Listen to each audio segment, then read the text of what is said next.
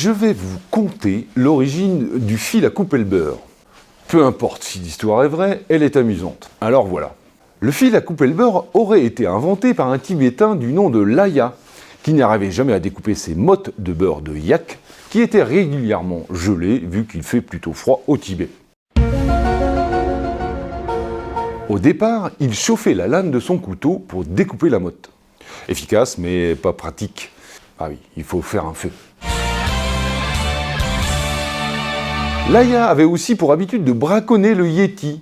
Pour cela, il constituait un piège avec une motte de beurre attachée à un fil d'acier. Or, alors qu'il relevait ses pièges, il s'aperçut qu'un yéti s'était échappé en laissant le fil métallique entortillé autour de la motte. Alors qu'il voulut séparer le fil de la motte en tirant sur le fil, il constata que le fil coupa la motte avec une grande facilité. L'expression « il n'a pas inventé le fil à couper le beurre » implique que le fil à couper le beurre n'est pas bien compliqué. Et effectivement, il s'agit d'un fil métallique, ou autre d'ailleurs, d'une section relativement fine, apte à pénétrer le beurre sans effort. C'est tout en fait. Génial quoi.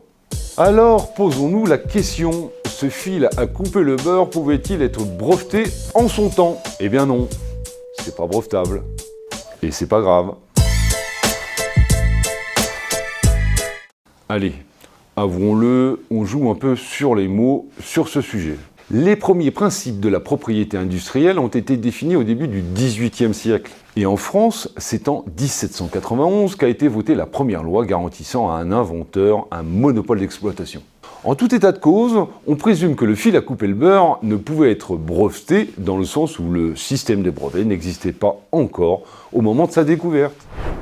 Quand Laya a fait sa découverte, il braconnait dans les montagnes alors sans nom du Tibet. Quand il revint au village avec sa découverte, les villageois composèrent en son honneur un hymne, l'hymne à Laya.